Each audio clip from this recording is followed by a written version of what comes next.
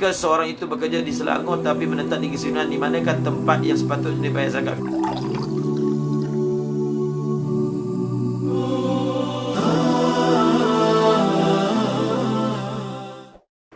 Muhammad Adham. Assalamualaikum Ustaz. Waalaikumsalam. Masuk ubat cecair melalui telinga adakah membatalkan puasa? Telinga adalah merupakan salah satu daripada rongga yang dikira sebagai rongga batin.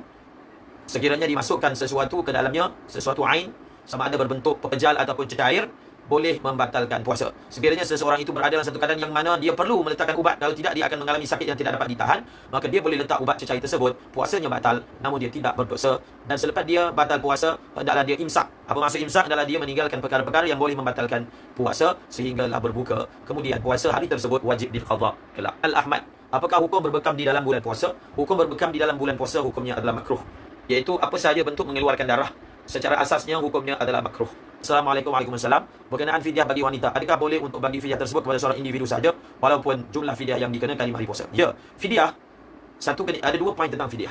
Pertama, fidyah asnafnya bukan asnaf zakat. Asnaf untuk kita bayar fidyah kepada mereka adalah fakir dan miskin, bukan 8 asnaf.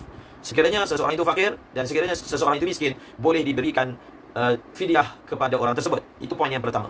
Poin yang kedua, pembayaran fidyah tidak sama seperti pembayaran zakat, iaitu dalam mazhab Syafi'i, setiap zakat itu wajib diberikan kepada 8 asnaf sekiranya ada.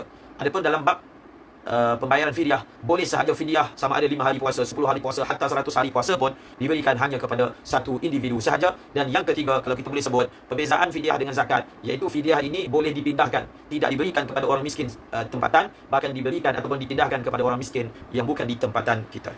Ia perlu bayar sebelum bulan Ramadan atau di bulan Ramadan.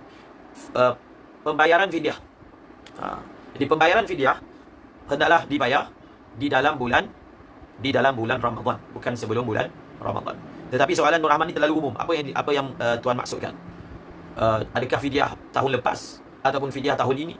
Kalau fidyah tahun lepas, maka boleh dibayar bila-bila masa sahaja. Selepas berlalu Ramadan tahun lepas, maka kita boleh bayar fidyah.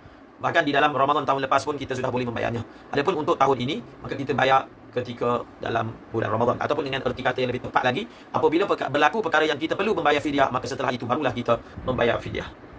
Soalan daripada Taufik Ziyad mengenai niat puasa sebulan, adakah kena menyatakan sirah taklid dalam niat baru dikira sah puasa sebulan mengikut mazhab Syafi'i? Berdasarkan mazhab Syafi'i, tidak ada niat puasa sebulan. Niat puasa sebulan ini bukan mazhab Syafi'i tapi mazhab Imam Malik.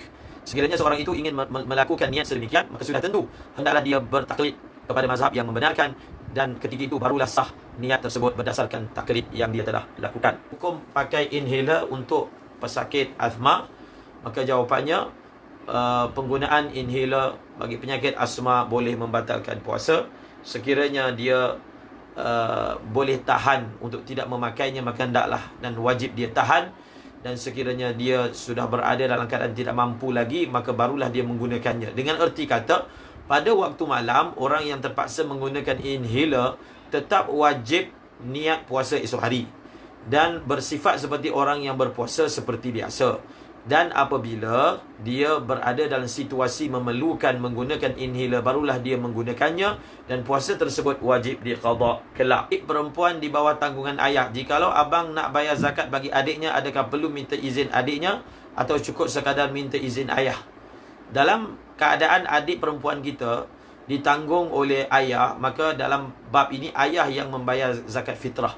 Dan pada ketika itu wajib kita minta izin daripada ayah sebagai orang yang wajib membayar zakat fitrah bagi pihak adik tersebut. Salam, sekiranya seorang bayar zakat kepada amil, tiba-tiba amil bagi kepada bukan mustahak, adakah sah zakat pembayar tadi, dan amil tadi berdosa atau tidak? Sebab ada seorang ustaz hilang.